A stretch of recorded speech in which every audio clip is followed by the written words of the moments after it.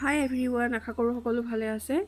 মোৰ কুকিলা ভাৰ্গৱ ইউটিউব চেনেললৈ সকলোকে স্বাগতম জনালোঁ। আজি মই 3বিধ ঔষধি শাকেৰে বনোৱা এটা মাছৰ জোলৰ ৰেচিপি দেখুৱাম আপোনালোকক।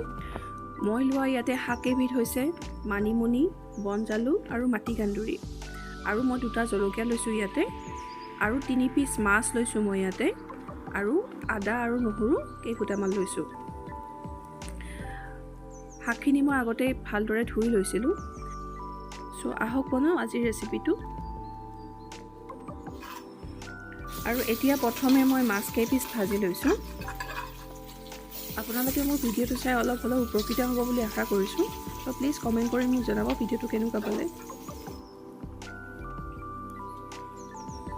আৰু এতিয়া মই ইফালে মিক্সাৰ গ্ৰাইণ্ডত শাকখিনি পিচিবৰ কাৰণে ৰেডি কৰিছোঁ। মই ইয়াতে জলকীয়া আৰু নহৰুখিনিও একেলগে দি দিম।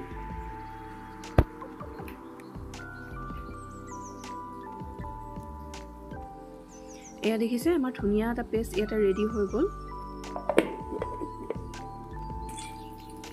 আৰু এয়া দেখিছে, এইফালে আমাৰ মাছ কেইপিচ ভজাও হৈ গ'ল।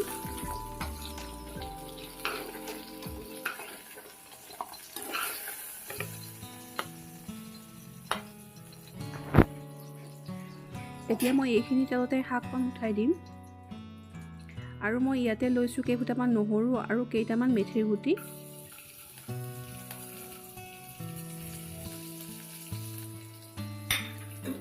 নহৰুখিনি মই অলপ ব্ৰাউন হ'ব দিলোঁ। তাৰপিছত মই এতিয়া পেষ্টটো দি দিম ইয়াতে। মই পেষ্টটোত অকণমান পানী দি দিছোঁ আগতে।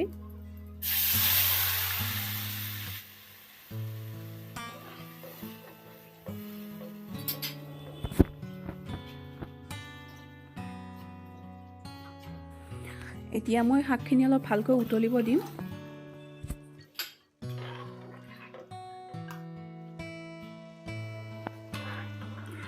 আৰু এতিয়া মই ইয়াতে নিমখ আৰু হালধি এড কৰিম সোৱাদ অনুসৰি।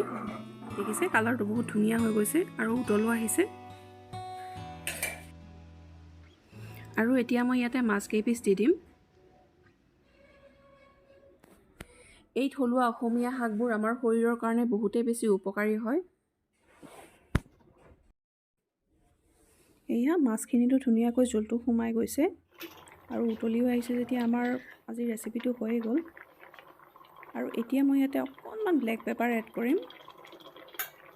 এইটো অপশ্যনেল হয়, মই খাই ভাল পাওঁ ব্লেক পেপাৰ, সেইকাৰণে মই দি দিছোঁ। এয়া আমাৰ শাকৰ ৰেচিপি আজি হৈ গ'ল। এতিয়া মই আপোনালোকক ছাৰ্ভ কৰি দেখাই আছোঁ।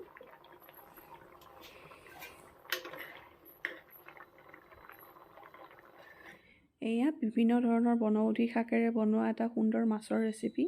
খাবলৈ বহুত বেছি সোৱাদ হয়, আপোনালোকে ঘৰতে এবাৰ ট্ৰাই কৰি চাব। মোৰ এই ৰেচিপিটো চাই আপোনালোকৰ কেনেকুৱা লাগিলে প্লিজ কমেণ্ট কৰি জনাব মোক। আজিলৈ আহিছোঁ। Thank U.